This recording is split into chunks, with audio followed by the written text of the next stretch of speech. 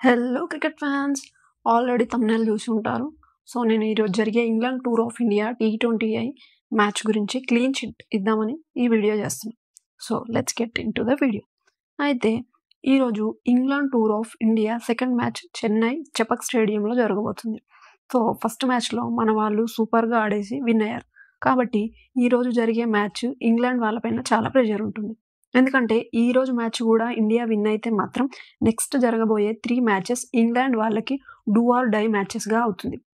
First మ్యాచ్‌లో చూసాం England వాళ్ళకి స్పిన్ ఆడడం చాలా కష్టమైంది.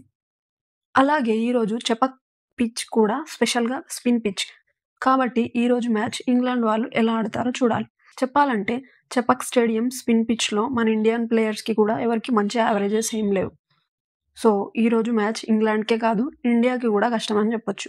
మెయిన్‌గా టాస్ విన్ అవ్వడం అనేది చెపక్‌లో మోస్ట్ ఇంపార్టెంట్. ఎందుకంటే టాస్ విన్ అయ్యి ఫీల్డింగ్ తీసుకుంటే మాత్రం విన్ అయ్యే ఛాన్సెస్ ఎక్కువున్నాయి. టాస్ విన్ అయ్యి ఫీల్డింగ్ తీసుకుంటే ఎందుకు విన్ అయ్యే ఛాన్సెస్ ఉన్నాయి?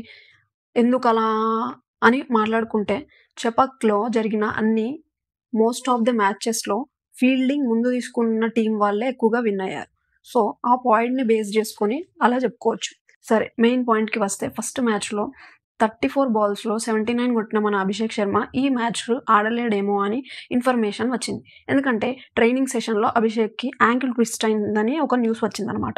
సో ఈ ఇంజ్యూరీ వల్ల అభిషేక్ సెకండ్ మ్యాచ్ మిస్ అయ్యే ఛాన్సెస్ ఉన్నాయి. ఒకవేళ అదే ఇంజ్యూరీ సివియర్‌గా అయితే మాత్రం సిరీస్ నుండి పూర్తిగా దూరం అయ్యే ఛాన్సెస్ ఉన్నాయి.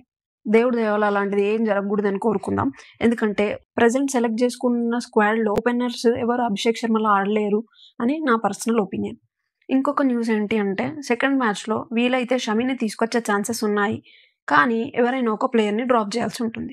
వరుణ్ చక్రవర్తిని డ్రాప్ చేయలేరు. ఎందుకంటే తను ప్రీవియస్ మ్యాచ్‌లో చాలా బాగా వికెట్లు తీసుకున్నాడు. ప్లేయర్ ఆఫ్ ది మ్యాచ్ కూడా తీసుకున్నాడు. కాబట్టి రవి బిష్నోయ్‌ని డ్రాప్ చేసే అవకాశం ఉంది. ఎందుకు రవి బిష్నోయ్ కూడా బాగా బౌలింగ్ చేస్తాడు కదా! బాగా ఆడతాడు కదా! అని అనుకోవచ్చు. కానీ షమి రావాలి అంటే ఎవరో ఒకరిని తీసేయాలి. కాబట్టి రవి బిష్నోయ్‌ని డ్రాప్ చేయవచ్చేమో అని నాకనిపిస్తుంది.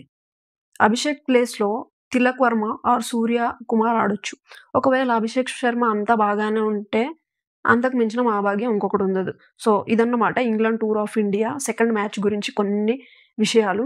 మళ్ళీ మ్యాచ్ అయ్యాక హైలైట్స్ వీడియోలో కలుద్దాం. Thanks for watching. Have a great day.